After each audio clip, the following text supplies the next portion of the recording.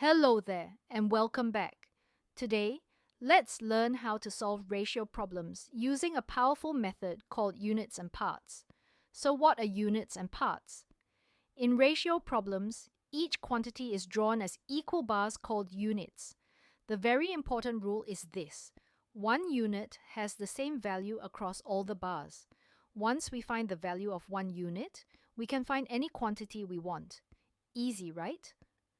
Now let's try a real PSLE style question. Here is our problem. The ratio of the number of stickers Aisha has to the number of stickers Bala has is 3 to 5. Bala has 24 more stickers than Aisha. How many stickers do they have altogether?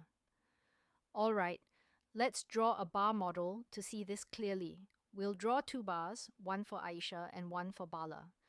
Aisha's bar is made up of 3 equal units because her share of the ratio is 3. Bala's bar is made up of 5 equal units because his share of the ratio is 5. Do you see how Bala's bar is longer than Aisha's? That extra length on the right represents the 24 more stickers. Now let's work out the numbers. Let's solve this step by step. First, find the difference in units. Bala has 5 units and Aisha has 3 units, so the difference is 5 minus 3, which equals 2 units. These 2 extra units must be the 24 extra stickers that Bala has. So 2 units equal 24 stickers. Now to find the value of 1 unit, we divide. 24 divided by 2 equals 12. So 1 unit is 12 stickers. This is the key step. Next, the question asks for the total, so we add up all the units. 3 units plus 5 units equals 8 units altogether. Finally, 8 units equal 8 times 12, which is 96 stickers, and there we have it. Aisha and Bala have 96 stickers altogether.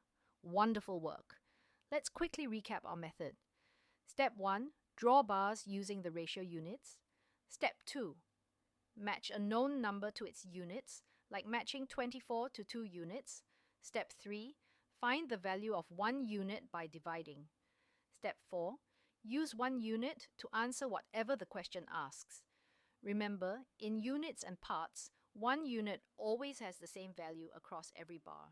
Practice this method and you'll find ratio questions much easier. See you in the next lesson.